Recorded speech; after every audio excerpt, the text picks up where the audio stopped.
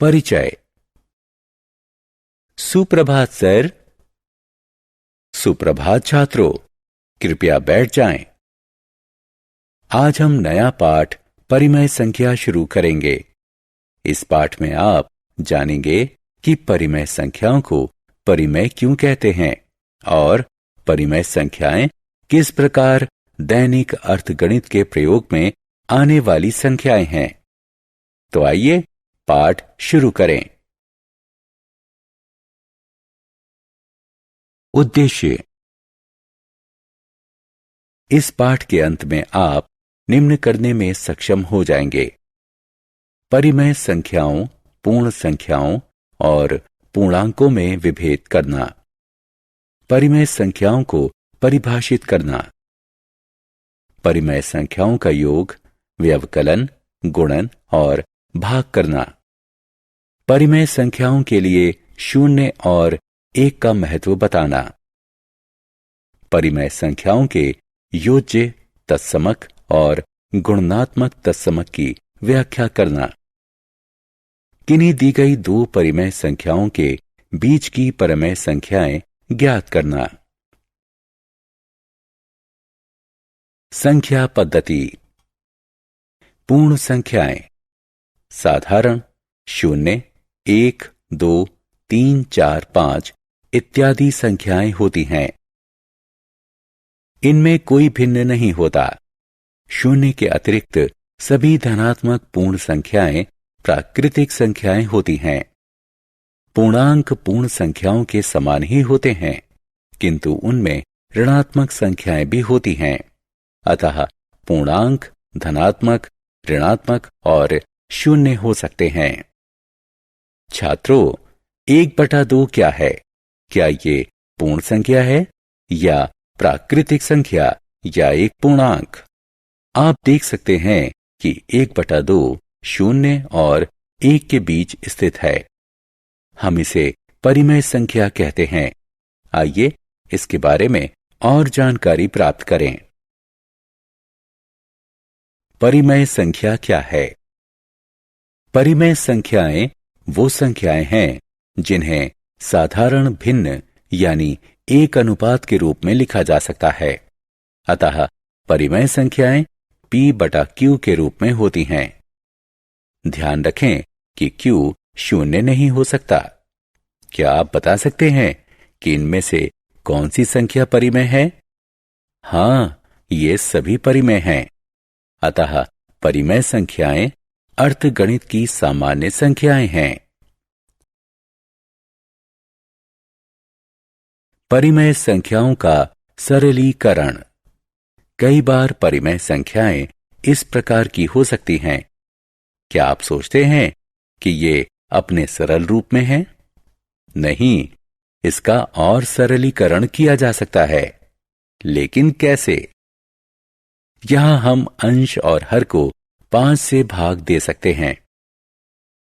हमें भागफल के रूप में 3/5 प्राप्त होगा। यह सरल रूप है।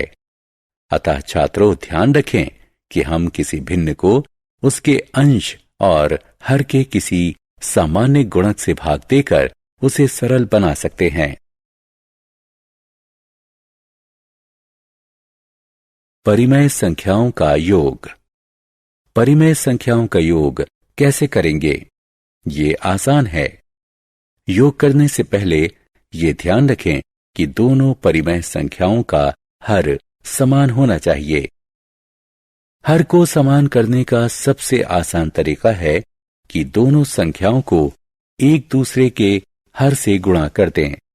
योग का एक उदाहरण है, हम 5/4 का 1/4 से योग करेंगे। देखिए, इनका हर पहले ही से समान है। अतः अंश का योग करके उसी हर के ऊपर लिख देंगे। इस भिन्न को 3/2 के रूप में सरलीकृत किया जा सकता है।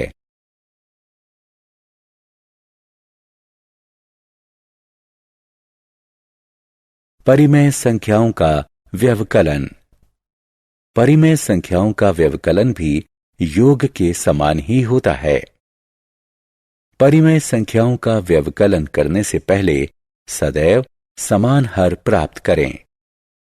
यदि यह समान नहीं है तो दोनों संख्याओं के हर का एक दूसरे से गुणन कर दें। यह व्यवकलन का एक उदाहरण है। हम 5/7 से 1/7 को घटाएंगे।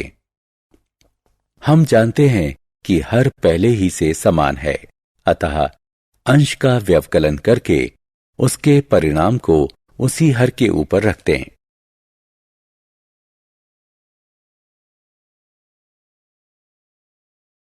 परिमेय संख्याओं का गुणन। अब हम परिमेय संख्याओं का गुणन सीखेंगे। यह सबसे आसान है। दो परिमेय संख्याओं का गुणन करने के लिए उनके अंश और हर का इस प्रकार परस्पर गुणन कर दीजिए। यह एक उदाहरण है। हम 1/3 का 3/5 से गुणन करेंगे। सबसे पहले अंश का गुणन करेंगे, अब हर का गुणन करेंगे। इस भिन्न को 1/5 के रूप में और भी सरल बनाया जा सकता है। परिमेय संख्याओं का भाग। परिमेय संख्याओं का भाग भी बहुत आसान है। सबसे पहले दी गई दूसरी संख्या को उलट दीजिए, यानी उसके अंश को हर और हर को अंश से बदल दीजिए। इसके पश्चात इस संख्या का पहली संख्या से सामान्य गुणन कर दीजिए। यह एक उदाहरण है। हम 1/4 और 1/6 को भाग देंगे। अब हम दूसरे भिन्न को उलट देंगे, जिससे इसका व्युत्क्रम प्राप्त हो जाएगा। पहले भिन्न का व्युत्क्रम से गुणन कर दीजिए। इस भिन्न को 3/2 के रूप में सरल किया जा सकता है। 0 और 1 की भूमिका। यहां हमने एक परिमेय संख्या में 0 का योग किया है। आपने क्या ध्यान दिया? जब हम किसी परिमेय संख्या से 0 का योग करते हैं तो योगफल सदैव वही परिमेय संख्या होती है। इसलिए 0 को परिमेय संख्याओं का योज्य तत्समक कहते हैं। अब एक परिमेय संख्या से 1 का गुणन करिए। आपने क्या ध्यान दिया? जब हम किसी परिमेय संख्या का गुणन 1 से करते हैं तो गुणनफल वही परिमेय संख्या होती है। इसलिए 1 को परिमेय संख्याओं का गुणनात्मक तत्समक कहते हैं। योज्य और गुणनात्मक प्रतिलोम। अध्ययन के दौरान आपने ऋणात्मक संख्याओं को देखा होगा। क्या घटा 1 ऋणात्मक मान है 1 का? हां, क्योंकि 1 जमा कोष्ठक में घटा 1 के बराबर 0 होता है। अतः हम कह सकते हैं घटा 1 का ऋणात्मक मान या योज्य प्रतिलोम है। इसी प्रकार किसी भी परिमेय संख्या जैसे 3/7 के लिए योज्य प्रतिलोम घटा 3/7 योज्य प्रतिलोम होगा। विचार कीजिए कि 7/19 का किस परिमेय संख्या से गुणन करने पर गुणनफल 1 प्राप्त होगा। निश्चित ही यह संख्या 19/7 होगी।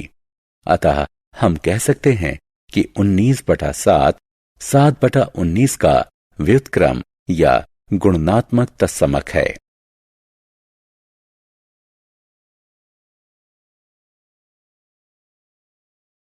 परिमेय संख्याएं प्राप्त करना। क्या आप जानते हैं कि किन्हीं भी दो परिमेय संख्याओं के बीच में अनंत परिमेय संख्याएं होती हैं?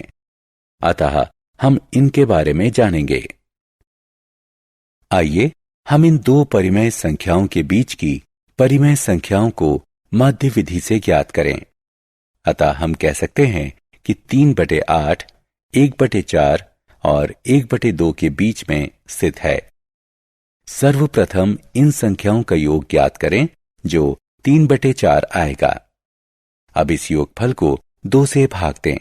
हम जानते हैं कि भाग में दूसरी संख्या उलट जाती है और चिन्ह गुणन के चिन्ह में परिवर्तित हो जाता है। इस संक्रिया को करने के बाद हमें परिमेय संख्या 3/8 प्राप्त होती है।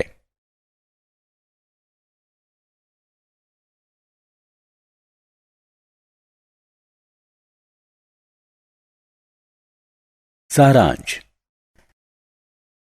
आइए हमने जो कुछ सीखा है उसे संक्षेप में दोहराएं।